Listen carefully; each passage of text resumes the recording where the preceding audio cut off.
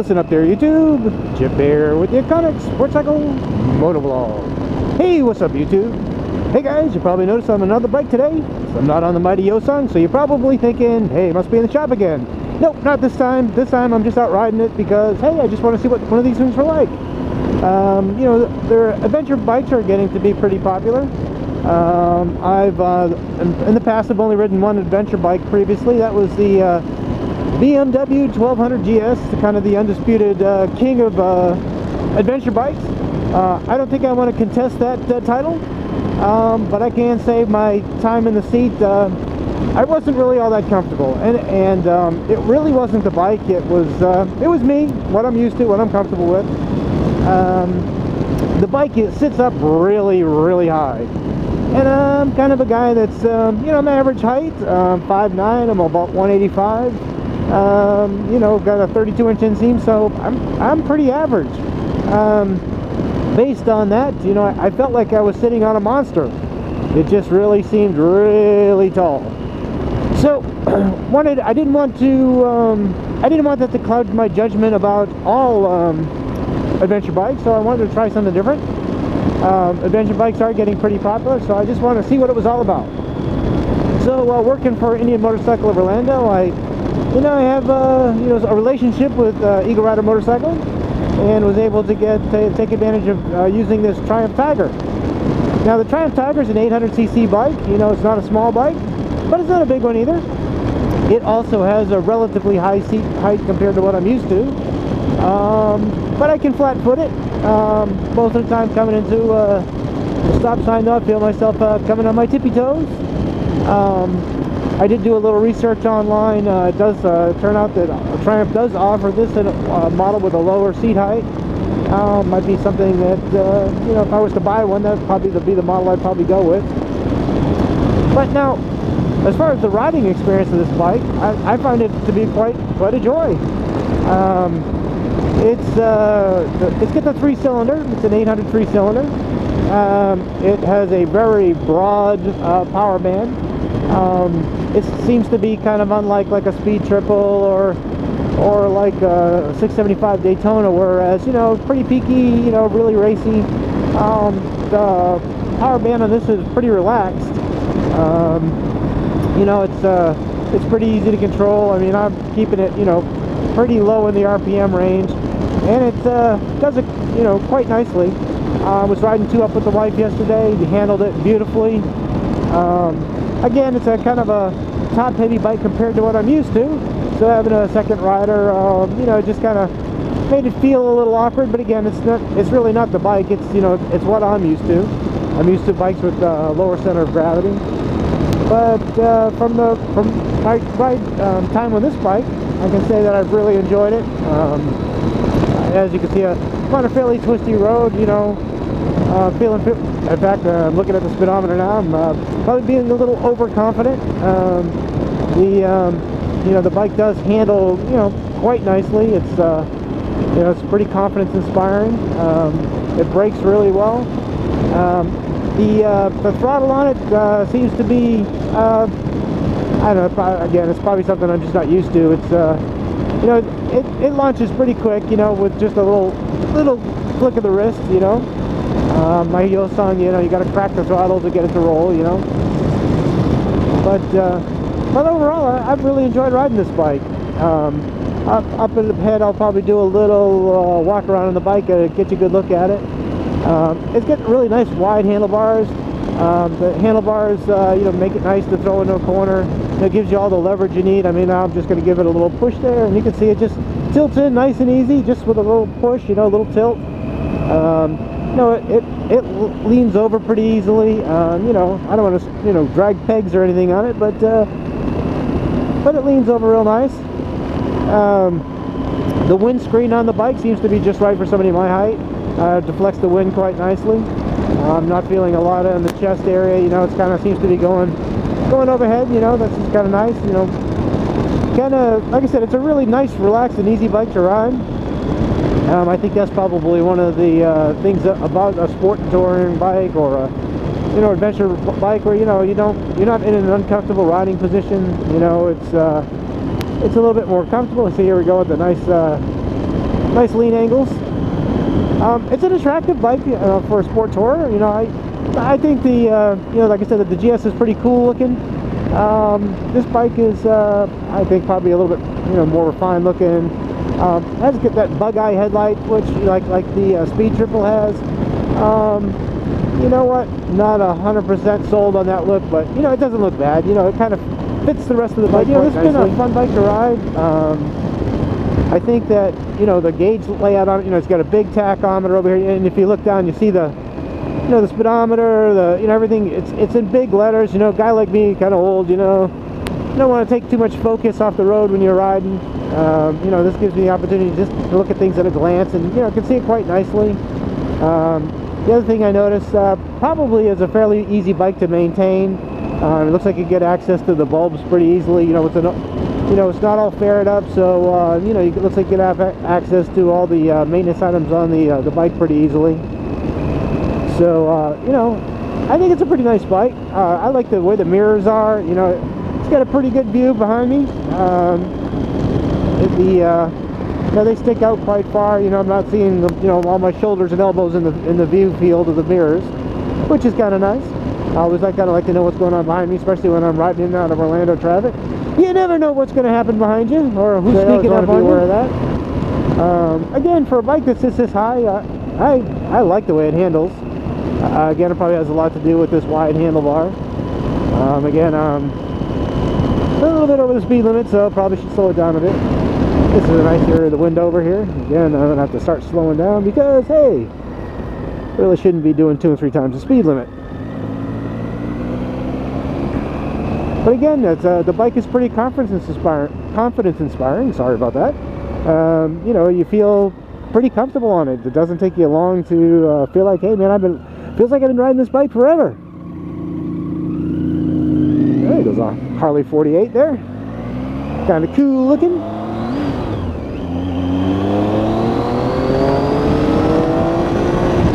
And the 3-cylinder has a kind of an interesting sound to it. If you've ever been like on a 675 Daytona, you know, the well, one has been, you know, uncorked a little bit. You know, they have a great sound. You know, the kind of you know, real racy sound actually. It's a little bit more subdued on this bike. But then again, of course, you know, people probably don't buy a bike like this to make it sound racy. Coming up on the helicopter school.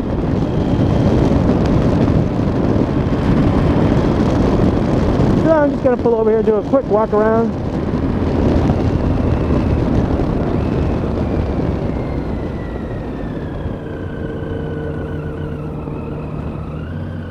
There goes the Suzuki.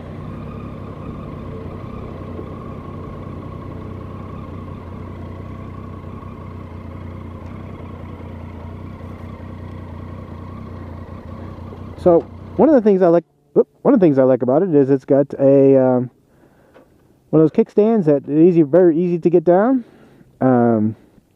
It has a power socket up here. That's kind of cool. So if you charge your cell phone, you know, if you've got a navigation unit, something you want to have mounted up here, like on a RAM mount or something like that, that's great. It's got the type of handlebar. You know, it's got the big center, and it gets thin out towards the end, so it gives it that really kind of cool look. Of course, it's marked in got the Triumph logos on there, which is kind of nice. Start back up. You do have to have the clutch in order for the bike to start. It has those nice features. I'm going to show you a feature that a lot of the Indians have, but you know, if you were to the bike's to fall over, it's got this little riser in here. It'll snap the clutch handle, so it'll break the tip off without breaking it down here. Another nice thing is it does have an adjustable clutch and brake. You know, they have the wheel, kind of gives you a different, you know, changes the feel of the lever where it comes out. As I said, this has that, you know, kind of that bug eye headlight look. Again, it's something I think that has to grow on you. I'm not a big fan, but you know, I can live with it. I don't know if you can see in the light here, you know, this white paint is that pearl white, which is really kind of nice. You know, it's got some good sized disc brakes on there. You know, it's got the dual disc in the front. You know, it's like I said, the braking on this is, you know, pretty competent. It's got a nice comfortable seat. You know, I did find after a couple hours of riding, I shift around a little bit, but you know, not bad. You know, for, you know, I'm an old guy, so you know, I have to shift around a little bit, you know, no matter what I'm riding. I like the bags. You know, it's got some nice the bags on here. Now the bags do have parts where you can lock them. You know, you got little ports here where you can put a padlock on there. They are detachable. You can take them off, take them with you. Aside, this rack could be handy for, putting a tour bag on, but, they also have a hard bag that will go on there just as well. It's got some nice reflectors on there. It's got some nice tires on it, so they grip pretty well. Again, this bike is from Eagleider Motorcycle of Orlando. This is one of their rental bikes. Highly recommend if you are looking to rent a motorcycle, come check them out. They'll treat you real nice. They'll put you on a cool bike. It won't cost you an arm and a leg. You'll have a lot of fun. Good day I like out. The black casing with all the little metal bolts, showing. Kind of gives you that, machine look. Kind of makes it look a little bit more rugged. It's got the nice turn signals on it. It's got a nice shape to it. Kind of modern shape. Got the stainless steel covered heat shield on the exhaust. My wife was a little concerned about feeling the heat of the exhaust when she was riding yesterday, but didn't bother her at all. So that's good. I've got the single shock down here in the rear. We've got the suspension. I think this is a WP suspension on the later bikes, like this comes on the KTMs. If I remember, I think I read that somewhere. So KTM makes very competent suspension, especially the off-road stuff. So again, this is a really nice bike. I like the graphics on it. Kind of really add some flavor to it. Got the 800 badge in here. So again, like I said, it's been a great bike to ride. If you're looking for an adventure tourer, touring bike, this might be something that you want to consider. Now, like I said earlier, it is a 3-cylinder. You'll see the 3 headers up here. The 3 different down tubes. It's good technology. There's only a couple of companies that do a 3-cylinder. Triumph being one of them. Let's see, Benelli's probably they have an awesome 3-cylinder in their TNT lines of the bigger bikes. The 899 and the 1130. Of course, Yamaha just came out with their 3-cylinders, which are doing really well. I haven't had a chance to ride one yet, but I hope to someday. I think that everything I've read about them, every review I've seen, people really seem to like that 3-cylinder. They're also coming out with an adventure bike with that 3-cylinder in it as well. So these are some things to look forward to. It seems to be a growing segment in the adventure bike market. Again, this particular bike is something I just want to try. I rented recently the Bonneville, which is kind of their basic, real basic bike. But I really enjoyed it. It was nothing spectacular, but it was really a basic fun ride. So you don't have to have all the modern electronics and things like that to enjoy motorcycling. You can enjoy it just for the sake of enjoying motorcycling. It doesn't have to have launch control and wheelie control and traction control and ABS and all that stuff. You can just have a lot of fun on just the basic motorcycle. Sometimes I think people forget that. There are so many options available now. But I can tell you that this particular bike, I could, if I were to be interested in a, adventure bike, I think this would probably be pretty high on the list. This bike, I'd ride this bike again. I'd be happy to. This has been a lot of fun. Been really comfortable. Very flexible performance, really smooth. And again, it's when you come into the turns, it's again the word confidence inspiring comes to mind. You're probably going a little faster than you really should, but you feel fine doing it. It's not one of those bikes where you start to break out in a cold sweat and the hair in the arm stands up as you're coming into a corner. That's for sure. I've been on bikes like that before, no, this one's really nice. Triumph, I think that their bikes that they've had the last couple of years, now they've just done a redesign on a lot of their bikes, and they're getting good reviews. Again, I'm not a big Triumph fan, but hey, listen, I have ridden a few, and the few I've ridden, I've really enjoyed. So I certainly can't say anything bad about them. But this bike here is, I'd say, again, I have very limited experience on this. Is only the second one I've ridden, so I probably shouldn't say anything. But it's been a hoot to ride, and like I said, I'd happily ride this one again, or rent it again. It's a bike that it gives you a lot of pleasure. It's very easy to ride. It's got just such a linear, power curve, torque curve to it. You know, it does have some, when you get it past 6 grand, it does seem to start pulling pretty hard, you know, but really doesn't seem to be a need to do that. You know, it's, you know, again, this is, if you want something that has a relaxed ride to it, you know, this could be it, you know. Again, I'm not making recommendations. You have to be the guy to pick out the bike that's going to work for you, but I'm just giving you my opinion. You know, may not count for much, but I'm just telling you what I feel. That's the nice thing about doing a, you know, motovlog with a, you know, you gotta ride around with a camera stuck on your head. Pretty much whatever you're experiencing at the moment just kind of rolls off the tip of your tongue. Sometimes that's a good thing. Sometimes it can be, well, just well, annoying or you know, monotonous, or you know, one of those other terms that come to mind. But as I said, you'll see this bike, you know, as you probably noticed, and it takes these corners really well. It shifts direction pretty easily. And for a bike with a high center of gravity, you know, I'd say that's saying a lot. The tires, I happened to notice when I was doing the walk around, had some Metzler tires on it, so they got some good grip to it. It's got 1,300. I think the bike's got 1,300 miles on it, but you know, it seems to be a pretty tight bike. You know, it's